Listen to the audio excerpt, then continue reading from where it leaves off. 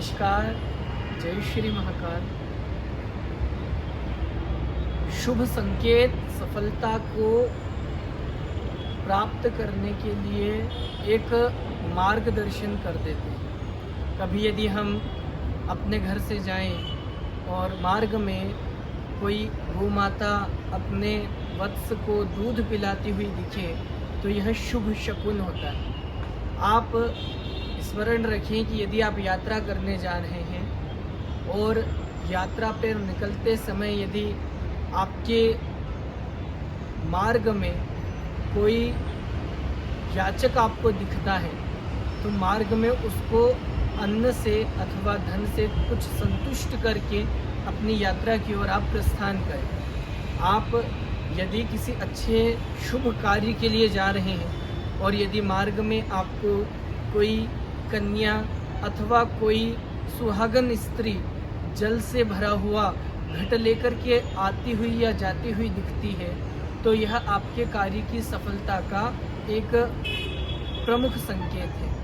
अतः आप जब भी अपने जीवन में किसी भी श्रेष्ठ कार्य को करने के लिए यात्रा करें या कहीं भी किसी अच्छे कार्य के लिए प्रस्थान करें तो यह स्मरण रखें कि यह जो आपको शुभ संकेत दिख रहे हैं, चाहे किसी बालक या बालिका को लेकर आती या जाती हुई कोई स्त्री हो, अपने वत्स को दुग्धपान कराती हुई कोई गौमाता हो, जल का भरा हुआ पूरा कलश लेकर कोई जा रहा हो या किसी भी रूप में फल वाला सब्जी वाला यदि आपको दिखता है तो यह आपके कार्य के सफलता का शुभ संकेत कहा जाता है। और इसी प्रकार से जैसे भगवान ने रामचरितमानस में लिखा है ना कि गुण और दोष दोनों के बराबर मात्रा में यह संसार को ठाकुर जी ने निर्माण किया है। गुण दोषमय विश्व कीन्ह करतार। तो यदि जैसे कुछ शकुन होते हैं तो कुछ अपशकुन भी होते हैं, परंतु यह जो सृष्टि पूरी जैसा कि अभी हमने कहा भगवान के द्वारा बनाई गई है, तो भगवान के द्वारा बनाई गई सृष्टि में कुछ भी गलत नहीं है, सब सही है।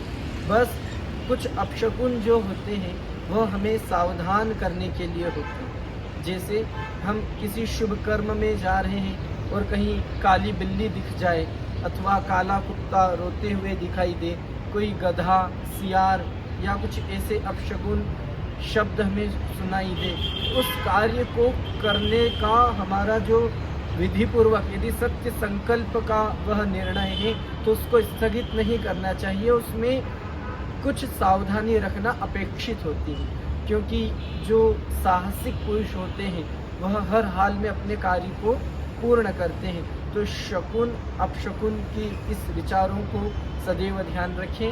आप सभी को सादर जय जय जय सिया राम।